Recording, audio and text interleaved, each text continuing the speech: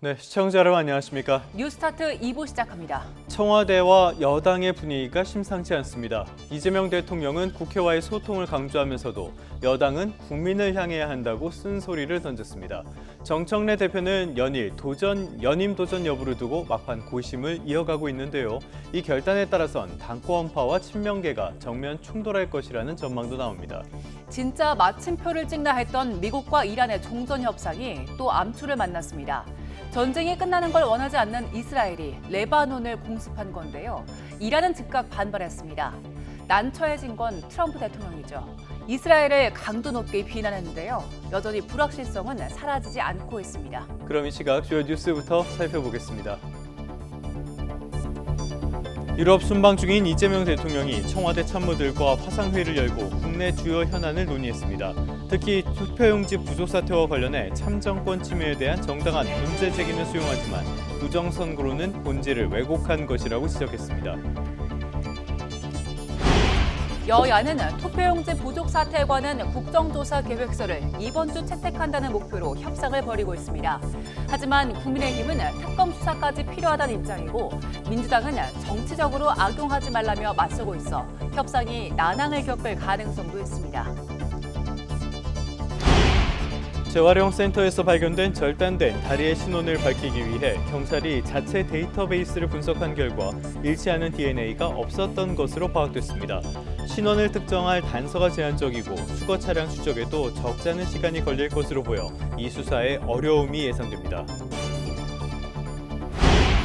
미국과 이란의 종전 양해각서 체결이 임박한 가운데 이스라엘이 레바논 수도 베이루트를 공격했습니다. 이란은 미국과의 협상을 계속할 수 없다며 강력 반발했고 이스라엘은 이란의 보복에 맞서 싸울 준비를 하고 있다고 밝혔습니다. 트럼프 대통령은 이스라엘의 레바논 공습으로 종전 양해각서 서명이 몇 시간 지연됐다고 밝혔습니다. 베냐민 네타냐후 이스라엘 총리를 강하게 비판하며 더 이상의 공격은 자제할 것을 촉구했습니다. 첫 소식입니다. 유럽 순방 중인 이재명 대통령이 청와대 참모들과 화상회의를 열고 주요 국내 현안을 점검했습니다. 특히 투표용지 부족 사태와 관련해 참정권 침해에 대한 정당한 문제 제기는 수용하지만 부정선거로는 본질을 왜곡한 거라고 지적했습니다. 강진원 기자의 보도입니다. 이재명 대통령이 유럽 순방에 동행한 참모들과 이탈리아 로마의 임시 회의 공간에 앉았습니다. 같은 시각 청와대에는 강훈식 비서실장과 김용범 정책실장은 물론 각 수석과 비서관들이 한자리에 모였습니다. 해외 체류 기간에도 국정운영 공백이 없게 하겠다는 이 대통령의 지시로 순방 중 화상을 통한 사상 첫 대통령 주재 수석 보좌관 회의가 열린 겁니다. 지금 우리가 국내에 없으니까 우리 비서진들 어떻게 좀 마음 편하고 좋은가요? 썰렁한 모양이네. 주요 국내 현안이 보고된 회의에서 이 대통령은 6.3 지방선거 투표용지 부족 사태를 화두로 꺼냈습니다. 참정권 침해에 대한 국민의 정당한 문제 제기는 수용한다고 전제한 뒤 부정선거론을 직격했습니다. 부정선거론을 퍼뜨리는 것은 이 문제의 본질을 왜곡하고 국민들의 귀한 목소리를 모욕하는 반사회적 행태입니다. 특히 이런 주장을 펴는 사람들 가운데 일부는 경찰관에게 위해를 가하거나 시민을 위협하고 있다며 법과 원칙에 따라 책임을 묻도록 했습니다. 검경합수본에 성역 없는 신속한 수사를 지시하며 선관위엔 국회 국정조사특위 활동에 전폭적으로 협조해달라고 요청했습니다. 청년과 시민들의 정의로운 분노에 행동으로 답할 때란 건데 이 대통령이 청년 정책에 더 신경 쓰겠다는 의지를 보인 것도 연장선으로 풀이됩니다. 청년들이 겪는 고용, 자산, 소득 양극화의 삼중고가 매우 심각합니다. 청년 정책 전담 기구 설치 검토를 좀 속도를 내야 되겠습니다. 이 대통령은 또 2년차 국정 목표는 핵심 과제의 제도적 기반 구축이라며 이를 위해선 국회와의 협력과 소통이 무엇보다 중요하다고 강조했습니다. 순방 기간 화상회의까지 열어 국내 현안을 챙긴 이 대통령은 오늘은 교황궁을 방문해 레오 14세 교황을 단독으로 면담합니다. 로마에서 YTN 강준원입니다. 잠실 개표소 봉쇄 시위는 지난 주말에도 이어졌습니다. 길어지는 집회에 경기장에 사무실을 둔 체육단체들은 업무 정상화를 요구하는 항의 기자회견을 열 예정입니다. 정영수 기자의 보도입니다. 휴일에도 6.3 지방선거 투표지 부족 사태를 규탄하는 목소리는 잦아들지 않았습니다. 벌써 열흘째 선거 당시 개표소로 쓰였던 잠실 핸드볼 경기장 주변엔 성난 발길이 이어졌습니다. 참가자들은 목청 높여 구호를 외치고 애국가를 부르며 선거관리위원회의 직무 해태를 규탄했습니다. 주말 밤 한때 2만 명에 달했던 집회 규모는 수백 명으로 줄었다가 수천 명으로 늘어나는 등 늘었다 줄었다를 반복하고 있습니다.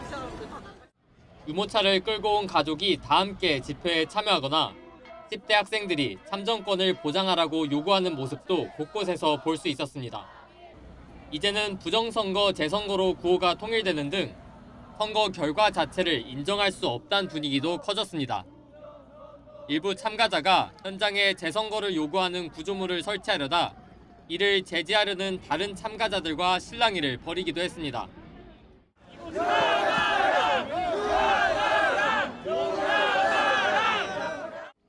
다만 여전히 시위를 주도하는 집단은 따로 정해져 있지 않고 선관위 부실 관리 문제가 속속 드러나고 있어 집회 장기화 가능성도 제기됩니다.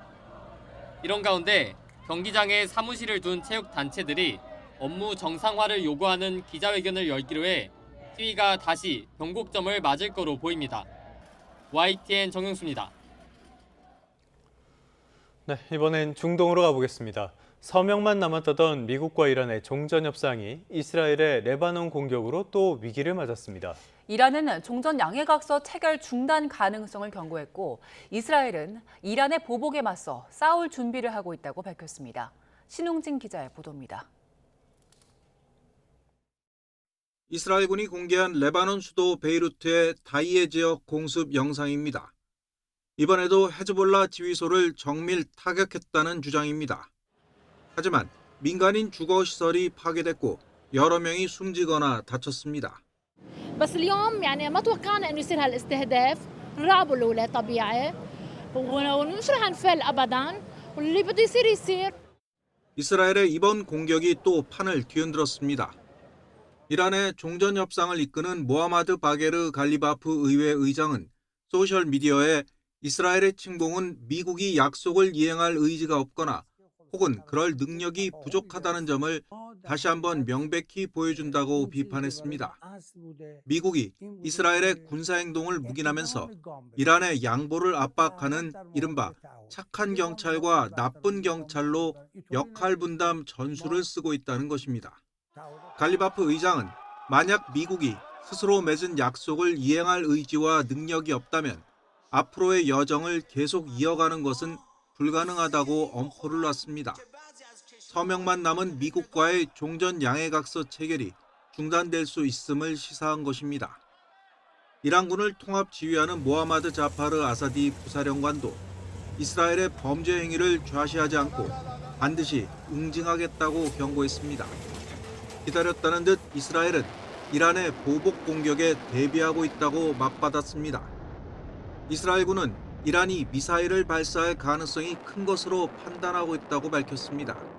이스라엘군은 다양한 방어와 공격 시나리오에 대비해 만반의 준비와 경계 태세를 계속해서 유지하고 있다며 이스라엘 영토를 향한 어떠한 공격도 절대 용납하지 않을 것이라고 강조했습니다.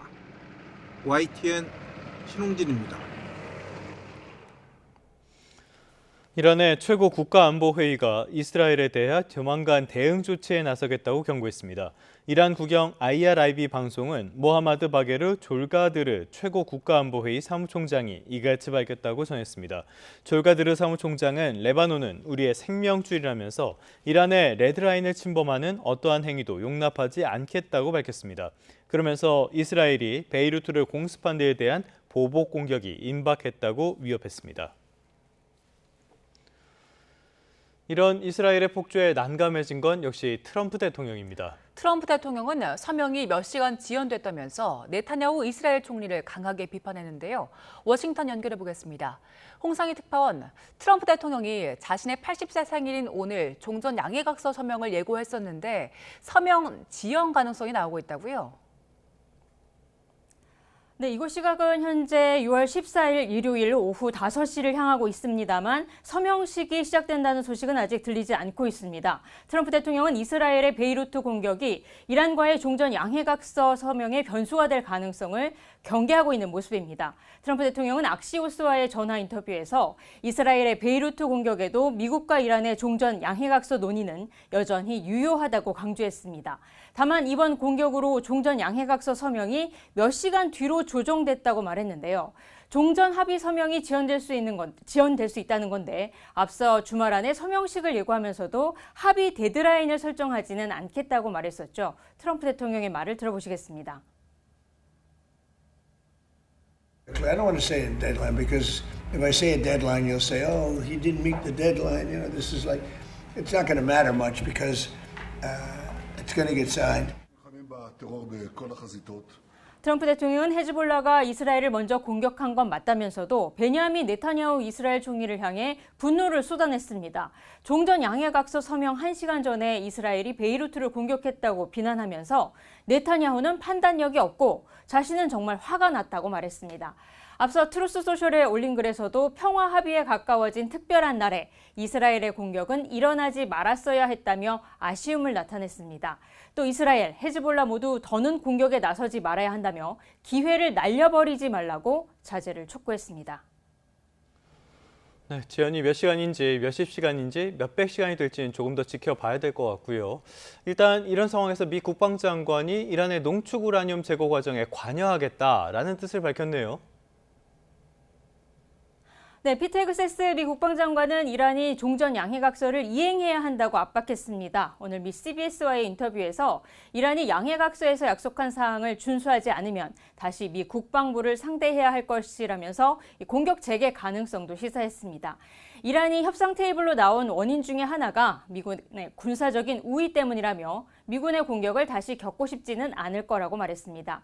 종전 양해각서 합의는 물론 이행에 나서야 한다는 점을 강조한 건데 지난주에도 이란이 계속 게임을 한다면 폭탄으로 협상하겠다고 위협했었죠. 당시 발언 들어보시겠습니다.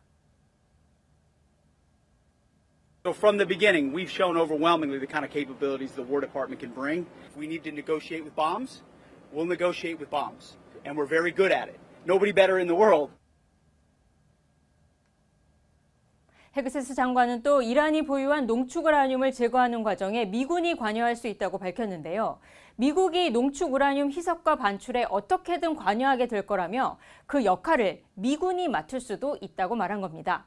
현재 이란은 60% 농축 우라늄 440kg을 보유하고 있는 것으로 알려졌는데요. 종전 양해각서 타결 뒤 이란 비핵화 합의가 이뤄지면 이란이 농축 우라늄을 희석할 수는 있겠지만 이란이 보유할 수는 없다고 강조했습니다. 헤그세스 장관은 또 종전 양해각서 체결 즉시 이란의 동결 자금이 해제되고 제재가 풀릴 거라는 보도는 틀린 거라면서 이란이 약속을 이행하기 전까지는 어떤 자금도 받을 수 없다고 밝혔습니다. 지금까지 워싱턴에서 전해드렸습니다. 미국이 북대서양 조약기구 나토를 위해 유럽에 배치한 전투기와 군함의 감축 계획을 세운 걸로 알려졌습니다. 미 뉴욕타임스는 미국이 이달 초 무기 감축 방침을 문서를 통해 유럽 동맹국들에 전했다고 밝혔습니다. 뉴욕타임스가 확인한 문서를 보면 유럽에 배치한 전투기를 150대에서 100대로, 해상 정찰기는 26대에서 15대로 각각 줄이고 공중급유기 8대는 모두 철수한다는 내용이 담겼습니다. 또 해군 자산 중에서는 미사일 탑재 잠수함 한 척과 항공함대 한 척, 항공모함 임무에 합류하는 군함 여러 척과 수십 대의 전투기를 재배치한다는 계획이 포함됐습니다. 해양수산부는 이란 전쟁으로 호르무즈 해협이 봉쇄된 이후 9번째 우리 선박이 홍해를 통과해 국내로 원유를 운송하고 있다고 밝혔습니다. 해수부는 사우디아라비아에 있는 얀부항에서 원유를 적재한 해당 유조선이 홍해를 항해하는 동안 24시간 실시간 모니터링을 하며 소통했다고 설명했습니다. 앞서 홍해를 통과한 다른 우리 국적 유조선들은 순차적으로 국내 항만에 도착해 원유를 하역하고 있습니다. 네, 경제 뉴스입니다. 일론 머스크의 스페이스X 상장이 성황리에 마무리됐습니다. 우리에겐 코리아 패싱 논란도 던졌습니다. 일단 시장에선 외국인 자금 이탈을 낳았던 주요 변수 중 하나가 사라지면서 코스피 상승의 계기가 될 걸로 전망하고 있습니다. 류환웅 기자의 보도입니다. 스페이스X가 나스닥 상장 첫날 주가 19% 급등에 힘입어 단숨에 시가총액 순위 6위에 올라섰습니다. 때마침 나온 미국-이란 간 종전협상 합의가 임박했다는 소식까지 가세하면서 스페이스X는 사상 최대 규모의 IPO, 기업 공개를 마무리했습니다. 앞으로도 스페이스X 매수 수요는 있겠지만 최근 국내 증시에서 수급 불안 요인 중 하나가 정리됐다는 점에서 스페이스X 청약에 쏠렸던 자금에 국내 증시 유입 기대감이 커지고 있습니다. 스페이스X에 청약하기 위해서 들어갔던 돈들이 엄청난데 결국 환불을 해줘야 되거든요. 그래서 환불 자금이 이제 새롭게 또 주식시장에 들어올 수 있기 때문에 수급 측면에서 이제 부담보다는 한번 좀 기대감을 가져봐도 되는 그런 증시 흐름이 나오지 않을까라고 생각을 하고 있습니다. 일론 머스크 스페이스X 대표는 우주선 발사와 지구 저궤도 위성 인터넷인 스타링크뿐만 아니라 우주 인공지능 데이터 센터 등으로 사업을 확대하겠다는 구상을 밝혔습니다. What SpaceX is all about is to take the fiction out of science fiction and create an exciting, inspiring future for everyone. We want to be able to take anyone who wants to go to the moon, anyone who wants to go to Mars, or anywhere in the solar system, and maybe beyond the solar system at some point. We want to be able to take you there. Not just a few astronauts. I mean you. 스페이스X는 현재 엔트로픽과 구글 등 우주 데이터 센터 고객을 확보해 월 1억 2,500만 달러, 약 1,900억 원의 임대 매출을 올리는 것으로 알려졌습니다. 증권가는 스페이스X의 우주 데이터 센터 투자가 본격화하면 삼성전자와 SK하이닉스의 초고성능 메모리 반도체 수요가 증가할 수 있을 것으로 전망합니다. 스페이스X는 사상 최대 규모의 자체 반도체 생산기지 테라팹을 세워 반도체 수요를 감당하겠다는 계획이지만 공장 신설에 시간이 필요해 기존 반도체 공급망에 의존할 수밖에 없을 것이란 견해가 나오고 있습니다. YTN 유환홍입니다.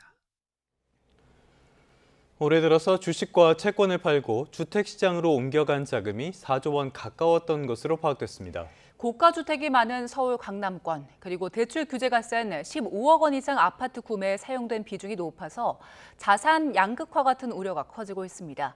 정현우 기자의 보도입니다. 지금은 8,000대까지 올라온 코스피 지수. 올해 초엔 4,000대에서 4월 말까지 6,000 중반대까지 치솟는 랠리를 보였습니다. 이처럼 오른 주식을 팔아치운 판매 대금은 어디로 갔을까? 4월까지 제출된 올해 주택 취득, 자금 조달 계획서들을 취합한 결과 부동산 매입에 쓰인 주식과 채권 매각 대금은 3조 7천억 원이 넘는 것으로 집계됐습니다. 그중에서도 서울 강남권 15억 원 이상 상대적 고가 아파트로 흘러가는 흐름이 보입니다. 우선 그간 강남 3구 주택 구매에 쓰인 금액이 1조 100억 원 정도. 올해 4월까지 전국 부동산 매입에 쓰인 주식 채권 매각 금액 가운데 27%를 차지했습니다. 또 15억 원 이상 주택 구입 자금 중 주식 채권 매각 대금의 비율은 최근 5년 동안 4%대에 머물렀지만 올해는 10%가 넘어갑니다. 부동산 규제 지역에서 구매하는 아파트 가격이 15억 원이 넘으면 최대 대출 한도가 6억에서 4억으로 줄기에 주식 등 자산을 팔아 메꾸는 것으로 풀이됩니다. 또 연령대별로도 보면 30대가 주택 구입에 활용한 주식 채권 매각 대금이 1조 2천억 원으로 제일 많았고 40대와 50대가 그 뒤를 이었습니다. 결국 증시 호황 속에서 불린 돈을 부동산 시장에 투입하는 흐름에 서울 집값이 또다시 자극받아 자산 양극화는 갈수록 심각해질 것이란 우려도 큰 상황 속 주식으로 막대한 양도 수익을 얻은 사람들, 양도 차익을 얻은 사람들 같은 경우는 대출 필요 없이 바로 집을 살 수가 있으니까 상대적으로 더 유리한 위치이고 이 기회를 당연히 잡으려고 하는 거죠. 주택담보대출이 중심이었던 가계부채 규모가 주식 투자를 위한 비투 열풍으로 몸집을 불리는 상황도 금융시장의 불안감을 키우는 요소가 되고 있습니다. YTN 정인호입니다. 경제 한 줄 뉴스입니다. 최근 원달러 환율이 1,500원대에서 고공행진을 이어가는 가운데 한미 외환 당국의 고위 관계자가 만나 원화 약세 대응을 위해 긴밀히 소통하자는 데 뜻을 모았습니다. 외환 당국이 주요 기업들을 상대로 수출 대금 환전을 요청했지만 기업들의 달러 예금 잔액은 3년 5개월 만에 최대치를 기록했습니다. 증시 거래 대금이 급증하면서 증권사의 매도 대금, 담보대출, 이자 수익도 빠르게 늘고 있습니다. 지난해 실업급여 지급액이 처음으로 17조 원을 넘어서면서 고용보험기금 재정 부담이 커진 걸로 나타났습니다. 앞으로 2살 미만 자녀를 둔 가구는 민영주택을 청약할 때 결혼 뒤 몇 년이 지났는지와 관계없이 신생아 특별 공급을 활용할 수 있게 됩니다. 코로나19 이후 우리나라에 온 외국 관광객이 늘었지만 1인당 소비는 감소해 질적 회복이 필요하다는 분석이 나왔습니다. 한국경영자총협회가 보고서를 내고 내년에 적용할 최저임금을 업종별로 차등화해야 한다고 주장했습니다. 지금까지 경제 한 줄 뉴스였습니다. 다음 소식입니다. 세기의 이혼 소송을 이어가는 최태원 SK그룹 회장과 노소영 아트센터 나비관장의 재산 분할 소송 파기환송심 2차 조정기일이 오늘 오후 2시에 열립니다. 이 두 사람은 오늘 2년여 만에 다시 마주할 것으로 보입니다. 임예진 기자입니다. 최태원 SK그룹 회장과 노소영 아트센터 나비관장의 재산분할 소송 파기환송심 두 번째 조정기일이 서울고등법원에서 열립니다. 지난달 첫 조정기일에는 양측 대리인을 비롯해 노 관장만 출석했지만 이번에는 최 회장 측도 출석 의사를 밝혔습니다. 두 사람 모두 나온다면 2024년 4월 항소심 마지막 변론 이후 2년 2개월 만에 법정에서 대면하는 겁니다. 재판의 최대 쟁점은 최 회장이 가진 SK 주식을 재산 분할 대상으로 인정할지, 만약 인정한다면 어떤 기준으로 나눌지입니다. 앞서 1심은 SK 지분을 최 회장의 특유 재산으로 보고 분할 대상에서 통째로 제외했지만 항소심은 노 관장의 선친인 노태우 전 대통령 비자금이 SK그룹에 유입된 점 등을 들어 공동재산에 포함해 기여도를 책정했습니다. 하지만 대법원은 노 전 대통령 비자금은 불법 자금이라 재산 형성에 대한 적법한 기여로 인정할 수 없다며 사건을 서울고법으로 돌려보냈습니다. 16만 원대에서 최근 60만 원 안팎으로 급등한 SK 주가도 금액 산정의 변수로 떠올랐습니다. 재산 분할 기준 시점을 언제로 정하는지에 따라 분할 가액이 수조 원 단위로 바뀔 수 있기 때문입니다. 최 회장 측은 해당 지분이 상속 증여를 통한 특유 재산이라 분할 대상이 아니라는 입장을 고수하고 있지만 만약 공동재산으로 인정한다 하더라도 가액은 항소심 변론이 종결된 2024년 4월 16일 기준으로 세매야 한다고 주장합니다. 반면 노 관장 측은 양육과 가사노동을 담당하며 경영을 뒷받침한 기여도가 인정돼야 하고 가액 산정도 현재 진행하고 있는 파기환송심 변론 종결일을 기준으로 계산해야 한다는 입장입니다. 이미 확정된 위자료 20억 원을 제외하고 천문학적인 재산 분할 규모를 조율해야 하는 상황. 양측이 평행선을 달리고 있는 만큼 두 사람이 2년여 만에 마주 앉더라도 이번 조정에서 합의점을 찾기는 쉽지 않을 거란 전망입니다. YTN 임혜진입니다. 종합특검이 내란에 가담했다고 지목한 김명수 전 합참의장이 오늘 구속 전 피의자 신문을 받습니다. 김용현 전 국방부 장관의 군사기밀 누설 혐의 1심 선고는 오는 19일에 이뤄집니다. 강희경 기자입니다. 김명수 전 합참의장 등 비상계엄 당시 군지휘부 4명이 동시에 구속 갈림길에 섭니다. 김 전 의장은 군 병력의 국회 투입을 제지하지 않고 계엄 사무를 우선하란 취지의 명령을 내린 혐의를 받습니다. 합참의 내란 관여 의혹은 종합특검이 처음 인지한 사건으로 김의장 신병 확보 여부가 수사 동력에 영향을 줄 거로 보입니다. 김용현 전 국방부 장관은 계엄 당시 군사기밀을 누설한 혐의로 오는 19일 1심 선고를 앞두고 있습니다. 김 전 장관은 정보사 특수임무대 요원 등 40여 명의 리스트를 노상원 전 사령관에게 전달한 혐의를 받습니다.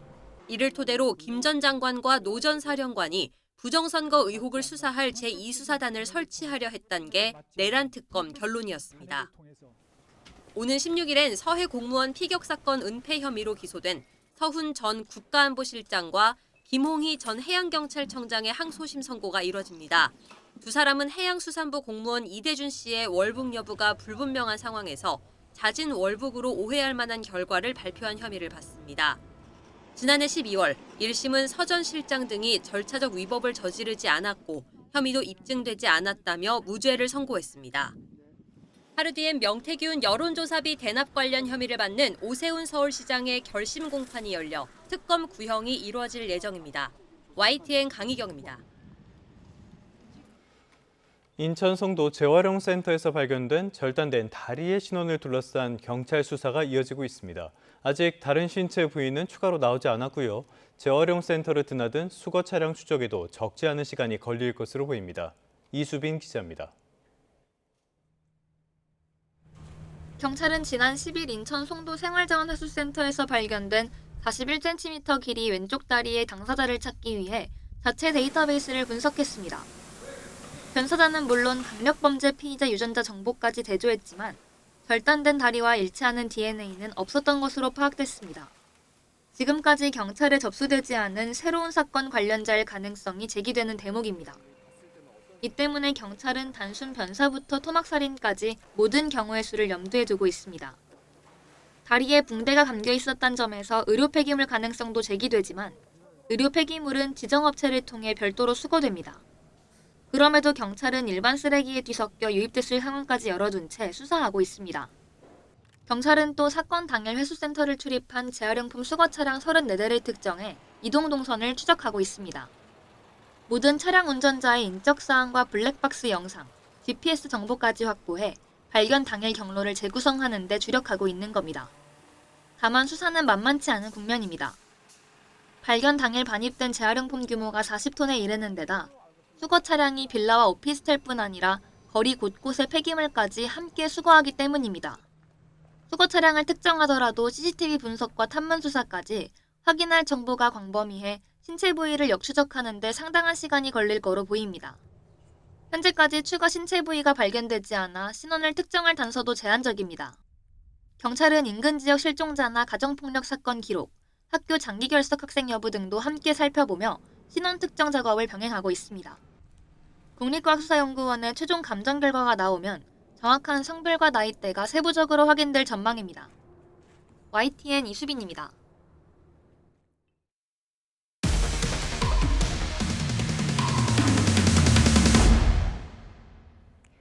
경찰이 경기 김포시에 있는 중고차 수출업체 주차장에서 차량 5대를 훔쳐 달아난 일당을 추적하고 있습니다.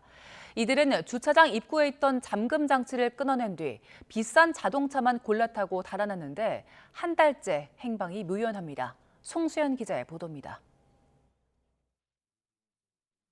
늦은 밤 주차장에 남성 여럿이 몰려 들어옵니다. 잠시 후 입구 근처에 있던 자동차 한 대가 먼저 주차장을 빠져나갑니다. 다른 차량에도 후미등이 환하게 켜지더니 곧이어 자동차 4대가 줄줄이 주차장을 벗어납니다. 단 11분 만에 벌어진 일입니다. 지난달 12일 새벽 경기 김포시에 있는 중고차 수출업체 주차장에 침입한 남성 5명이 수출 대기 중이던 차량 5대를 훔쳐 달아났습니다. 이들은 차 안에 보관돼 있던 열쇠를 이용해 시동을 걸었습니다. 일당은 이곳 수출업체 입구에 채워진 자물쇠를 끊고 침입해 수많은 차량 중 값비싼 차만 골라 순식간에 빼돌렸습니다. 비교적 저렴한 차량은 옆으로 옮겨 이동로까지 확보했습니다. 갑자기 차 없어요.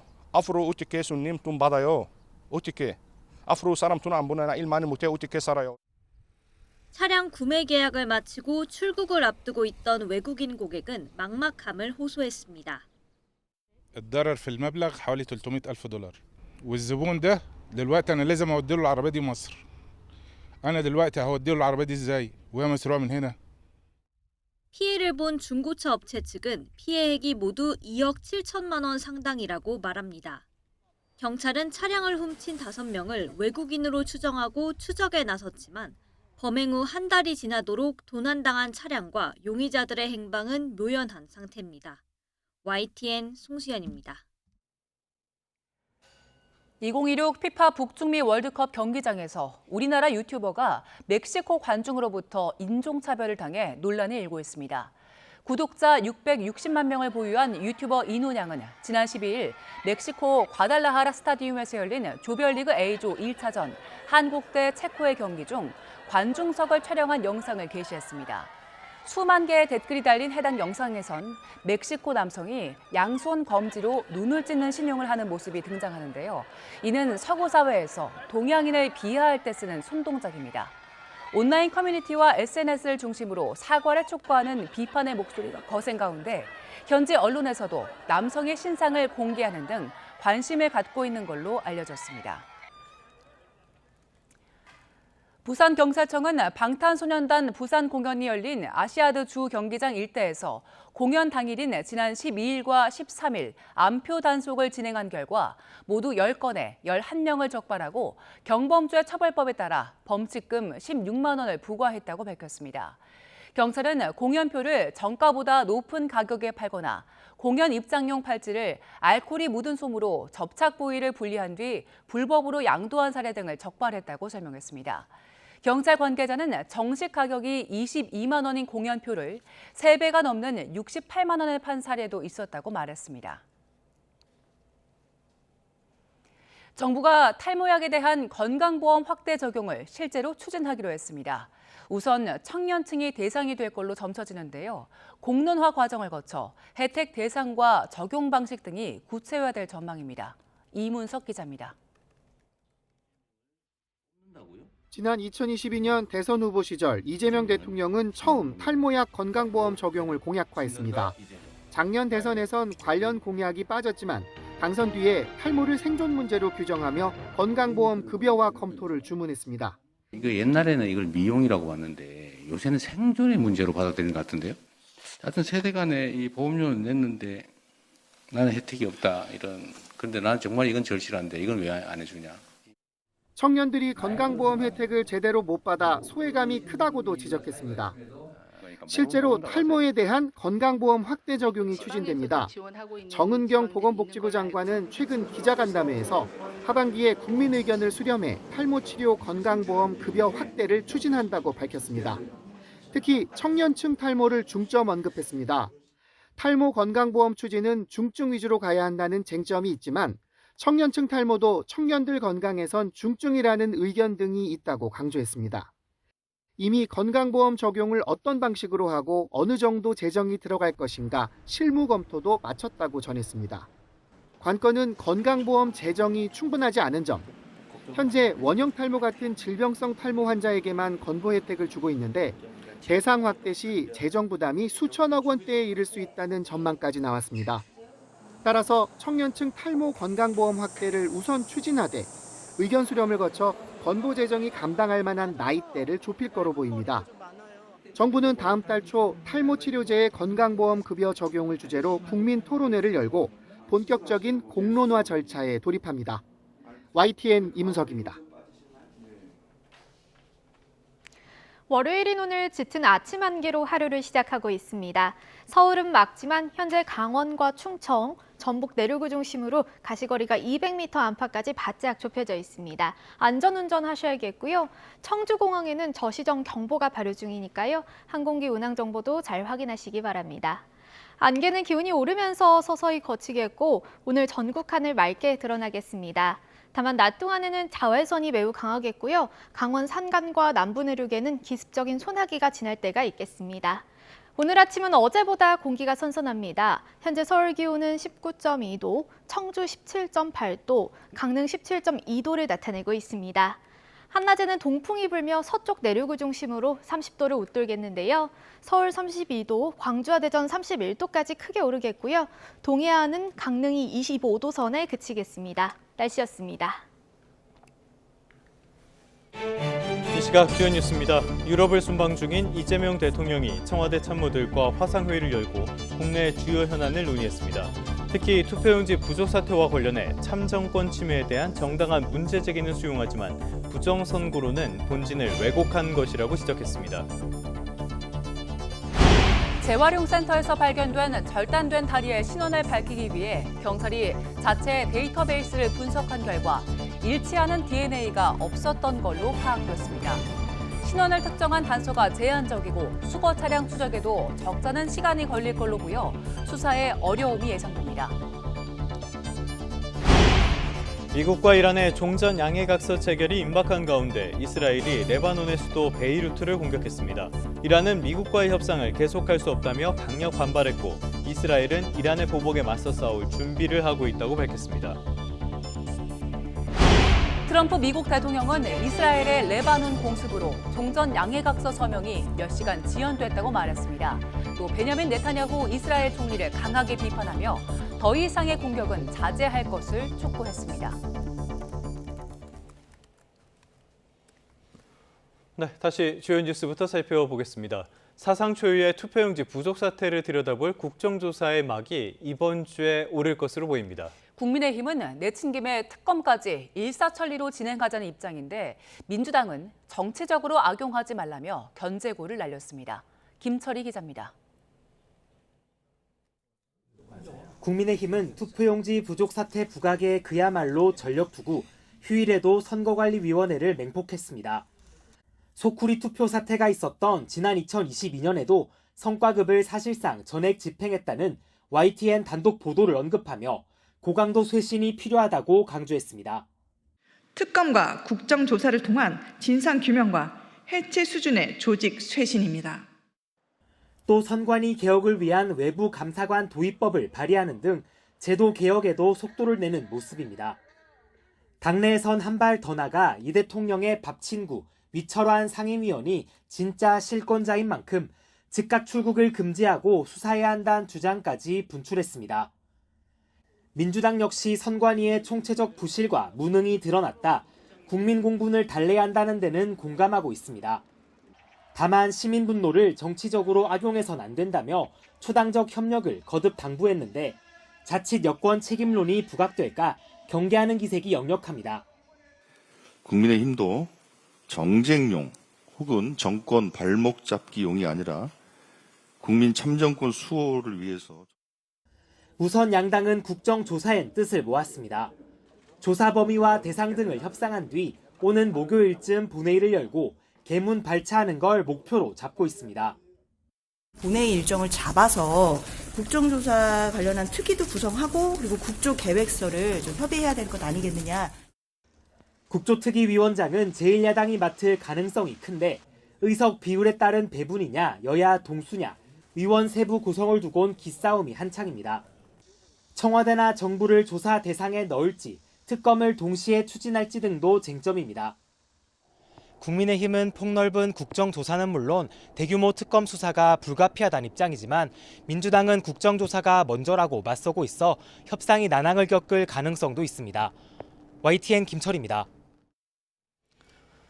이재명 대통령은 이번 사태와 관련해 참정권 침해에 대한 국민의 정당한 문제 제기는 인정하고 수용한다고 밝혔습니다.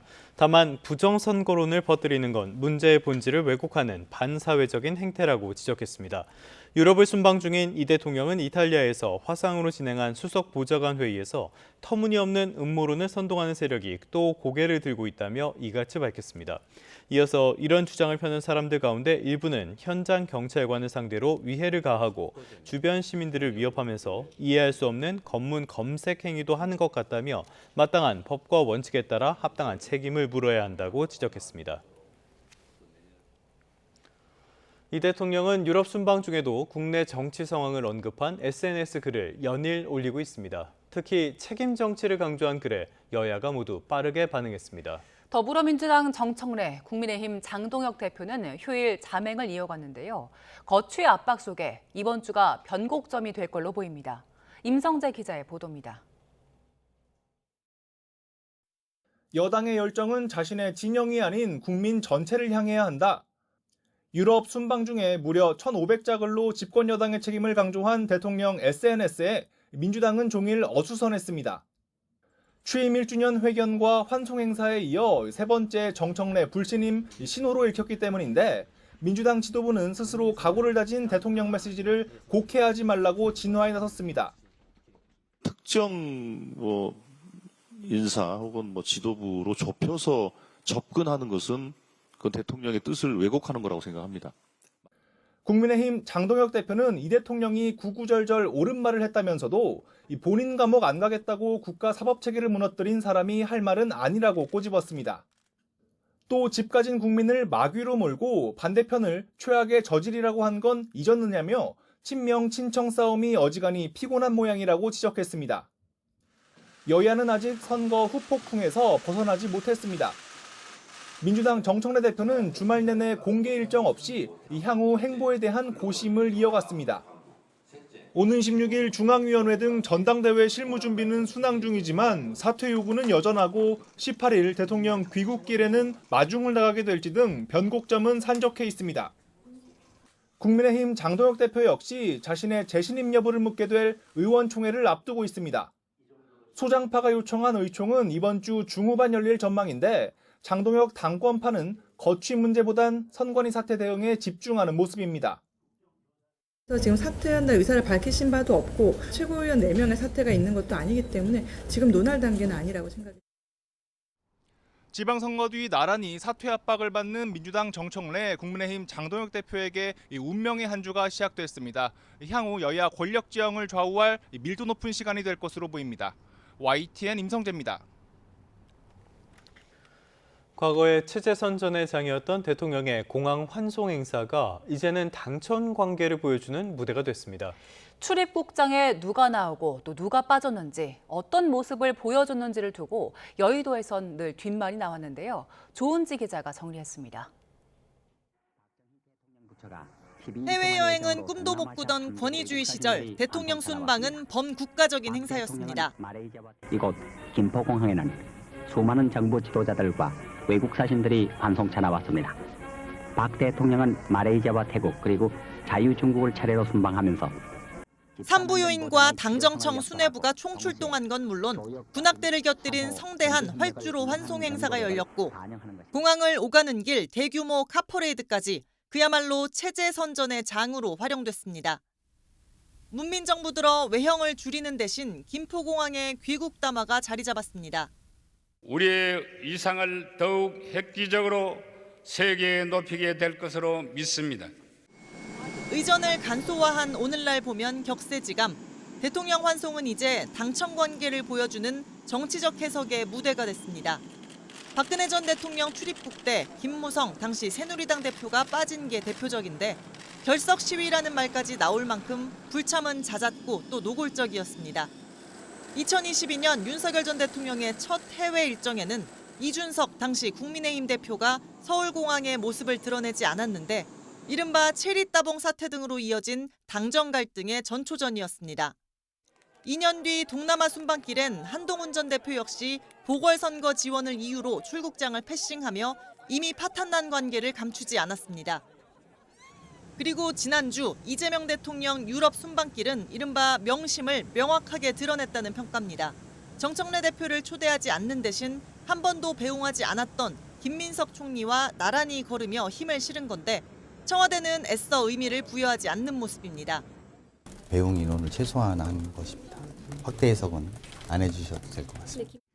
정청래 대표는 같은 날 민주당 텃밭 호남에서 신청계 이원택 전북지사 당선인과 만났고 이튿날엔 정권은 짧다는 뼈 있는 말을 했습니다.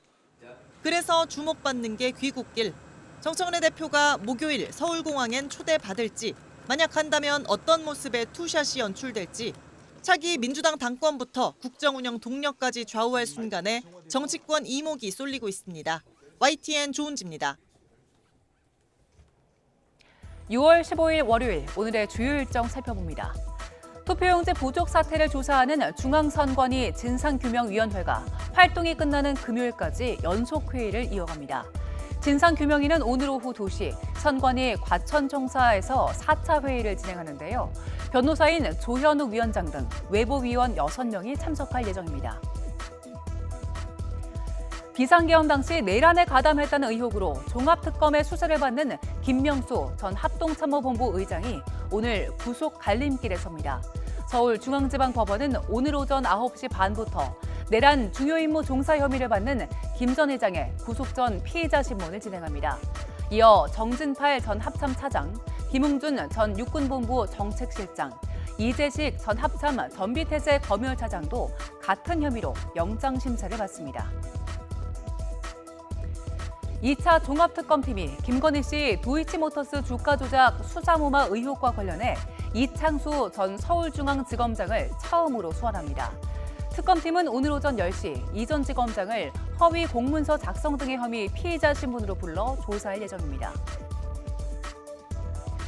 세계 이혼 소송을 벌이는 최태원 SK그룹 회장과 노소영 아트센터 나비관장이 2년여 만에 법정에서 대면할 전망입니다. 서울고등법원은 오늘 오후 2시 최 회장과 노 관장의 재산분할 파기환송심 2차 조정기일을 진행합니다. 지금까지 오늘의 주요 일정이었습니다. 네, 다음 소식입니다. 유럽 순방 중인 이재명 대통령이 교황청 특별미사에 참석해 한반도의 평화 의지를 밝혔습니다. 26년 전이죠. 6.15 공동선언이 담긴 희망의 불씨가 지금도 살아있다고 믿는다며 흡수 통일을 추구하지 않겠다고 강조하기도 했습니다. 홍민기 기자입니다. 바티칸 성 바오로 대성당에서 열린 평화와 연대를 위한 특별미사. 한국인 최초 교황청 장관인 유흥식 추기경이 우리말로 집전한 미사에 유럽을 찾은 이재명 대통령 등 순방단도 참석했습니다. 성부와 성자와 성령의 이름으로 아멘. 이 대통령은 특별미사 뒤 기념연설에서 전 세계와 한반도 평화에 대한 의지를 밝혔습니다.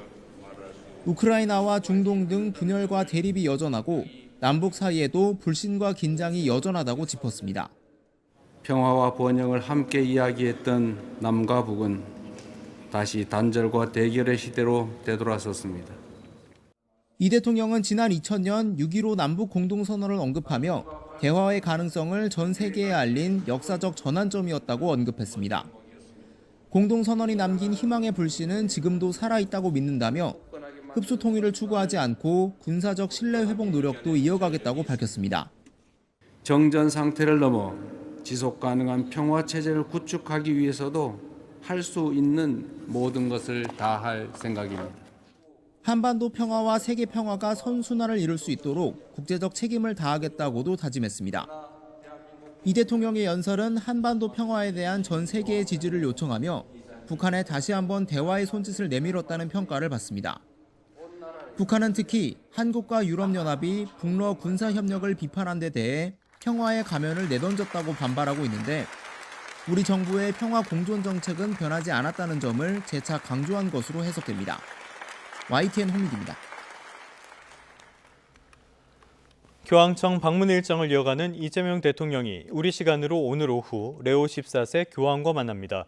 교황궁에서 이뤄지는 단독 면담에서 이 대통령은 한반도 평화에 대한 교황청의 지속적인 관심과 지지를 당부할 것으로 보입니다. 특히 레오 14세 교황에게 공식적으로 방북을 요청할지도 관심사 가운데 하나입니다. 북한이 한반도 비핵화를 강조하는 우리 정부를 이틀 연속으로 강도 높게 비판했습니다. 비핵화는 최종적으로 되돌릴 수 없는 종결된 사안이라고 주장했는데요. 북중 정상회담 이후에 더욱 자신감을 보이고 있습니다. 홍선기 기자입니다. 북한은 외무성 담화를 내고 한미 핵협의그룹이 북한 비핵화 목표를 재확인한 것을 강하게 비판했습니다. 자신들은 핵무기 사용을 정책화하면서 상대방한테는 핵 무장 해제를 요구한다며 말도 안 되는 망상이라고 비난한 겁니다. 또 이 같은 비핵화 요구가 북한의 핵 보유국 지위에는 아무 영향을 줄 수 없다며 비핵화는 이미 끝난 얘기라고 못 받기도 했습니다. 북한은 하루 전에는 한EU 정상회담을 강하게 비난하기도 했습니다. 북한을 핵 보유국으로 인정하지 않는다는 내용이 정상회담 공동성명에 들어간 데 발끈한 겁니다. 북핵 문제 해결과 한반도 평화 정착을 위해 유럽연합의 변함없는 지지와 건설적인 역할을 당부드렸고 우리 양측이 함께 협력해 나가기로 뜻을 모았습니다. 북한이 이처럼 이틀 연속 대남 비방에 나선 것은 남북 간 대결보다도 핵 보유국 지위를 강조하기 위한 목적으로 보입니다. 특히 지난주 있었던 북중 정상회담 이후 목소리가 더 커졌다는 점이 주목됩니다. 북중 회담에서 자신들의 핵 보유국 지위에 대한 인정 또는 최소한의 묵인을 얻어냈다는 자신감이 담겼다는 겁니다. 비핵화를 언급하지 않은 건 작년 김정은이 방중함으로 인해서 그때 세 명이 동시에 서지 않았습니까? 막루에 북중러가 같이 섰을 때 그때부터는 비핵화에 대한 이야기가 나오지 않았었던 거죠. 러시아에 이어 중국의 지지까지 등에 업은 북한의 핵 존재감 과시는 갈수록 확대될 것으로 보입니다. YTN 홍성기입니다. 네, 조금 전에 들어온 소식 하나 짚어보도록 하겠습니다. 미국과 이란의 종전 합의 좀 지연되고 있다는 소식 전해드렸는데요. 조금 전에 파키스탄에서 소식이 들어와 있습니다. 셰바즈 샤리프 총리가 현지 시간 14일 미국과 이란의 평화협정에 도달했다고 밝혔는데요. 관련해서 지금 당장은 아니고 19일에 스위스에서 공식 서명식이 열릴 것이라는 소식이 들어와 있습니다. 다시 한번 말씀드리겠습니다. 파키스탄 셰바즈 샤리프 총리가 SNS에 올린 글인데요. 일단은 미국과 이란이 평화협정에 도달했고요. 이 공식 서명식이 6월 19일 스위스에서 열릴 것이라고 덧붙였다는 내용입니다. 양측이 레바논을 포함한 모든 전선에서 군사작전을 즉각적이고 영구적으로 종료한다는 내용이 담겼다고 설명했는데요. 자세한 내용은 들어온 대로 다시 한번 짚어보도록 하겠습니다.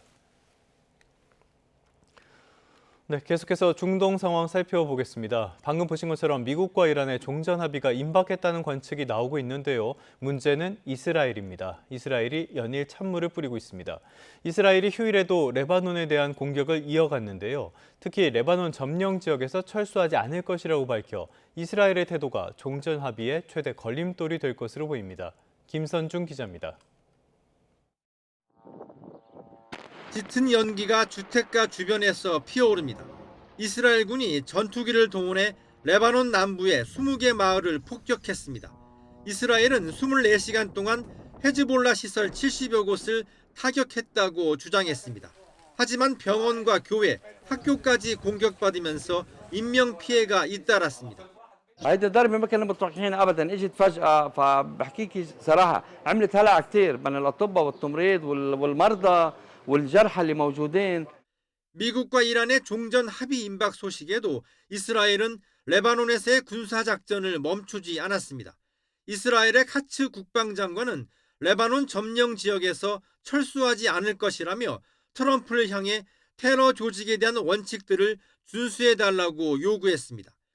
미국과 이란이 종전을 위한 양해각서에 서명한다고 해도 독자 군사행동을 계속하겠다는 뜻을 밝힌 것으로 보입니다. 반면 이란은 미국과의 합의에 레바논 휴전이 반드시 포함돼야 한다는 점을 분명히 했습니다. بنابراین جنگ در همه جبهه‌ها خاتمه پیدا خواهد کرد از جمله در لبنان و تعهدی داده خواهد شد که دیگه آغازگر جنگی نباشند. 이스라엘의 공격으로 레바논에서는 올해 들어서만 4천 명 가까이 숨지고 150만 명이 난민 신세가 됐습니다. 트럼프 대통령은 이란과의 협상은 이제 서명만 남겨둔 상태라고 자신했지만 여전히 이스라엘이 마지막까지 발목을 잡을 수 있다는 관측도 작지 않습니다. YTN 김선중입니다. 뉴욕타임스의 백악관 담당 기자들이 트럼프 2기 백악관 핵심 인사들의 내밀한 논의 내용을 담은 신간 정권 교체를 곧 출간할 예정이어서 파장이 예상됩니다. 이 책에는 트럼프 대통령과 제이디 벤스 부통령 등 백악관 고위 인사들이 성범죄자인 앱스타인 파일 처리, 이란 전쟁 등을 주제로 백악관 상황실 회의에서 발언한 내용들이 소개된 것으로 전해졌습니다.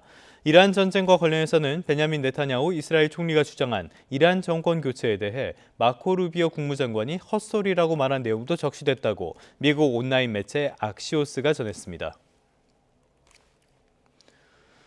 트럼프 대통령이 80세 생일을 맞아서 블라디미르 푸틴 러시아 대통령, 볼로드미르 젤렌스키 우크라이나 대통령과 각각 전화 통화를 했습니다. 러시아 관영 타스 통신은 크렘린궁이 푸틴 대통령이 트럼프 대통령과 전화로 이란 전쟁과 우크라이나 전쟁에 대해 의견을 교환했다고 보도했습니다. 트럼프 대통령은 푸틴 대통령에게 이란과의 종전 합의가 임박했고 조만간 발표될 수 있다고 언급한 것으로 전해졌습니다. 젤렌스키 대통령도 소셜미디어에 트럼프 대통령과 통화를 했다면서 생일을 축하했고 여러 핵심 사안에 대해 꽤 상세한 논의를 했다고 밝혔습니다. 영국이 러시아가 원유를 밀수출하는 그림자 함대의 유조선 한 척을 납포했습니다. 영국군이 직접 나서서 작전을 벌인 건 이번이 처음인데요. 경제 제재에서 군사력을 동원한 해상 작전으로 대러 압박 수위를 높이는 분위기입니다. 박영진 기자입니다. 영국 해협을 지나던 유조선 상공에 뜬 헬기에서 영국군 특공대원들이 로프를 타고 내려옵니다. 선체에 진입한 대원들은 운항을 차단하고 수색을 벌입니다. 카메룬 국기를 달고 운항 중이던 이 선박은 러시아 그림자 함대 소속 유조선 스미르토스.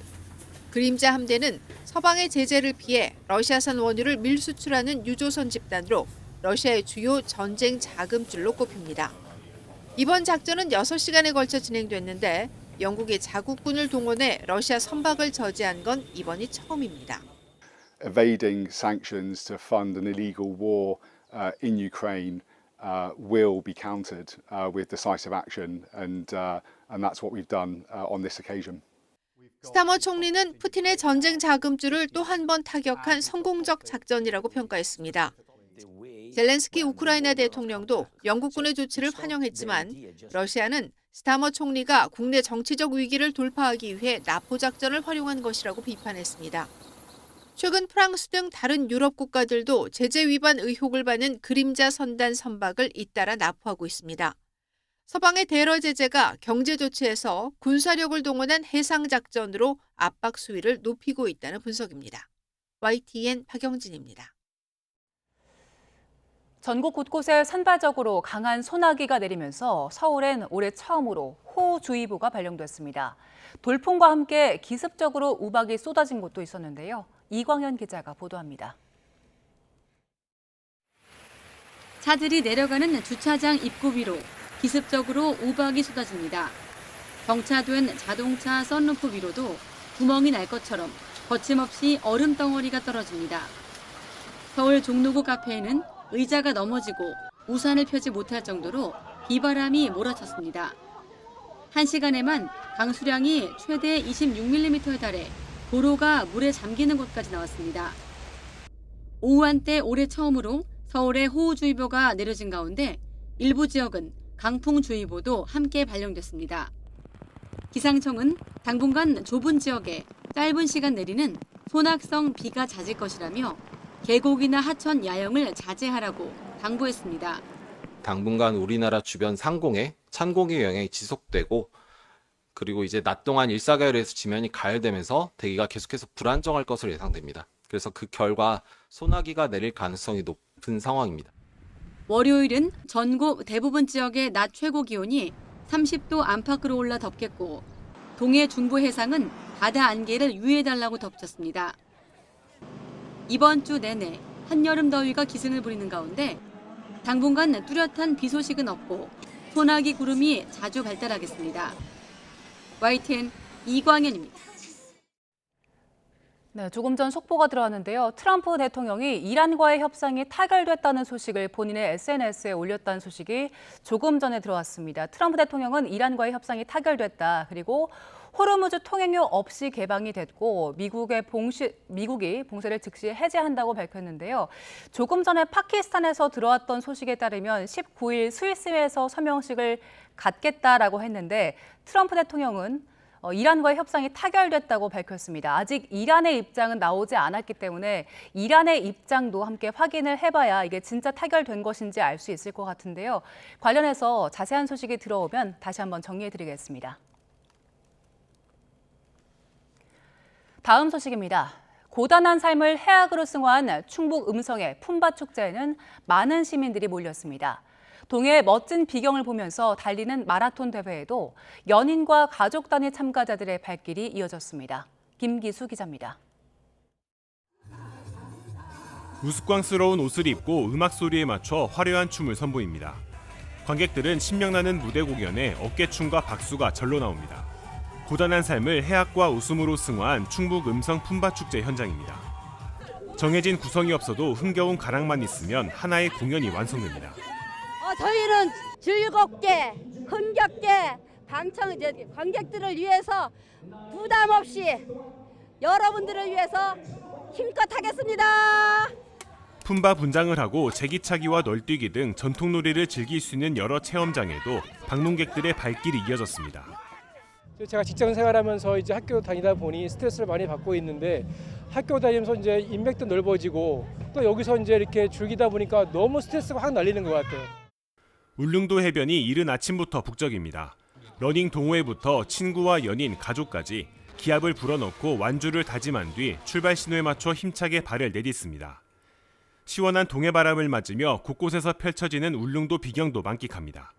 저는 원래 대구 사람인데 울릉도 여행 왔다가 너무 좋아서 그 이 풍경들이 너무 좋아서 왔는데 오랜만에 뛰면서 다시 보니까 울릉도 오길 진짜 잘했다 생각이 들어요. 시민들은 지역 축제장과 마라톤 대회를 즐기며 잊지 못할 추억을 만들었습니다. YTN 김기수입니다. 재생에너지 확대에 맞춰 농사를 지으면서 전기도 생산하는 영농형 태양광이 주목받고 있는데요. 햇빛이 가려져 농사가 어렵다는 단점이 컸는데 발전기 아래 온실을 설치해서 맞춤형 작물을 키우는 대안이 나와 눈길을 끌고 있습니다. 김근우 기자의 보도입니다. 넓은 들판에 대규모 태양광 패널이 설치됐습니다. 아래에는 유리로 만든 온실이 있고 안에선 약재로 쓰는 특용작물 맹문동이 자랍니다. 4인 가족 1000세대가 1년 동안 쓸 전기를 생산할 수 있고 작물로도 수익을 냅니다. 농사와 전기 생산, 2마리 토끼를 잡은 겁니다. 작물의 일조량을 계산해서 그 작물에 필요한 일조량만큼의 거리를 두고 레일 모듈을 올리는 방식을 채택했습니다. 재생에너지 수요가 늘면서 농지를 활용한 영농형 태양광이 주목받았습니다. 하지만 발전기가 햇빛을 가려 정작 농사를 망칠 수 있다는 우려에 농촌에선 외면받기 일쑤였습니다. 그러다 지난달 영농형 태양광의 법적 근거를 마련한 법안이 통과됐고 온실을 활용하는 등 한계를 극복할 기술도 개발되며 확장 기반을 다지고 있습니다. 제도적인 부분만 조금만 개선되면은 이거는 일반 농가에서도 충분히 활용하고 접목해서 만들어낼 수 있는 것이다. 앞으로는 정부에서 또 지자체에서 해야 될 부분이 아닐까. 농사와 발전을 병행할 수 있는 기술이 재생에너지 활성화는 물론 농촌 소득 증대에도 도움이 될 수 있을지 주목됩니다. YTN 김근우입니다. 혈관 속에 피가 굳어 막히는 혈전증은 뇌졸중과 심근경색으로 이어질 수 있는 무서운 질환인데요. 경기도 산림환경연구소가 멸종위기에 처한 분비나무에서 강력한 항혈전 성분을 찾아냈습니다. 보도에 최명신 기자입니다. 뾰족하고 지푸른 잎이 인상적인 한국 고유 침엽수 분비나무입니다. 기후변화로 개체수가 급격히 줄면서 경기도엔 이젠 가평군 화학산 일대 단 15그루만 남아 있습니다. 그런데 이 귀한 나무에서 놀라운 효능이 발견됐습니다. 경기도 산림환경연구소가 분비나무 줄기 추출물에서 혈관을 막는 혈전을 억제하는 강력한 성분을 찾아낸 겁니다. 특히 이 추출물은 기존 혈전 치료에 쓰이는 아스피린보다 2배 이상의 뛰어난 항혈전 효능을 보였습니다. 천연 물질인 만큼 위장 장애나 출혈 같은 부작용 우려도 적습니다. 이 분비나무 추출물은 상당히 다양한 형태의 어떤 건강기능식품, 의약품으로 활용할 수 있다는 것이 증명되었고요. 그래서 이 연구를 통해서 저희가 기술 이전을 통해서 다양한 제품과 의약품 개발을 시작할 예정에 있습니다. 도는 특허 등록을 마치고 관련 시료를 민간에 분양해 바이오 제품 상용화에 속도를 낼 예정입니다. 경기도가 지난 13년간 확보한 산림자원 추출물은 155종에 달합니다. YTN 최명신입니다. 천원주택과 천원택배 같은 인천형 천원정책이 시민들의 큰 호응을 받으면서 인천시가 이번에는 천원 세탁소 정책을 내놨습니다. 영세 사업장 노동자의 작업복을 세탁해주는 서비스를 시범 운영하고 있는데요. 다음 달에는 인천 전역으로 확대합니다. 강태욱 기자입니다. 금속을 깎고 다듬어 밸브를 만드는 작업이 한창인 인천의 한 업체입니다. 이러다 보니 작업복은 기름과 쇳가루, 먼지로 뒤덮일 수밖에 없습니다. 유해 물질로 오염돼 가정집에서 세탁하기에는 어려움이 있습니다. 작업 특성상 이 기름 묻은 작업복이 많이 나오거든요. 근데 집에 가정용 세탁기에다 세탁을 하게 되면은 세탁기가 오염이 돼요. 인천시가 이런 고민을 해결해 주기 위해 50인 미만이나 영세 사업장 노동자를 대상으로 1,000원 세탁소를 운영하기로 했습니다. 먼저 시범적으로 서구 산업단지에 문을 열었습니다. 하루 최대 500벌을 세탁할 수 있도록 대형 산업용 세탁기와 건조기를 각각 3대씩 갖췄습니다. 세탁과 건조까지 마친 작업복은 다시 작업장으로 배송됩니다. 수거부터 배송까지 받는 비용은 겨울옷 1,000원, 봄, 여름 옷은 500원에 불과하니 호응이 좋습니다. 믿음이 가서 그래가지고 제가 일단 선택을 하게 됐고 선택해서 빨래를 해갖고 온 거 보니까 깔끔하고 깨끗해요. 내가 이 집속 냄새도 맡아봤는데 아주 깨끗하게 잘 하셨더라고요. 인천시는 서구와 검단 계양 지역에서 시범 운영한 뒤 다음 달부터는 남동구 등 인천 전역으로 서비스를 확대할 계획입니다. 이럴 경우 대상이 85만 명에 이를 것으로 보고 있습니다. YTN 강태욱입니다.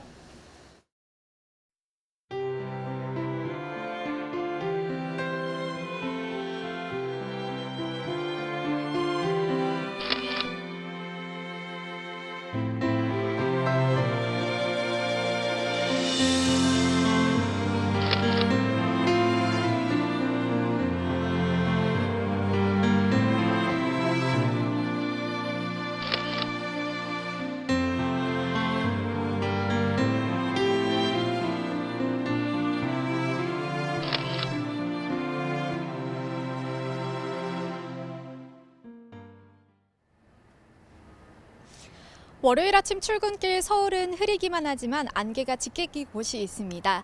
현재 강원과 충청, 전북 내륙을 중심으로 가시거리가 200m 안팎까지 바짝 좁혀져 있습니다. 이에 따라 청주공항에는 저시정 경보가 발효 중이니까요. 항공기 운항 정보를 잘 확인하셔야겠고요. 교통안전에도 각별히 유의하시기 바랍니다. 아침 한개는 기온이 오르면서 서서히 거치겠고 전국 하늘 차츰 맑게 드러나겠습니다. 출근길 기온 보겠습니다. 현재 서울 기온은 19.3도, 청주 18.3도로 어제보다 낮습니다. 한낮에는 동풍이 바로 닿는 동해안은 강릉이 25도에 머물겠지만 서쪽 내륙을 중심으로 30도를 웃돌며 예년보다 1도에서 4도가량 높겠는데요. 서울 32도, 광주와 대전 31도까지 오르겠습니다. 더위 속 전국적으로 자외선이 매우 강하겠고 강원 산간과 남부 내륙에는 오후 한때 기습적인 소나기가 지날 수 있겠습니다. 이번 주 대체로 맑은 가운데 내일부터는 서울 낮 기온이 33도까지 치솟는 등 올해 들어 가장 더운 한 주가 될 전망입니다. 당분간 해안가는 평소보다 바닷물의 높이가 높은 기간입니다. 만조시 저지대 침수 피해 없도록 주의하시기 바랍니다. 지금까지 YTN 원희다입니다. 뉴스타트 3부 잠시 뒤에 이어집니다.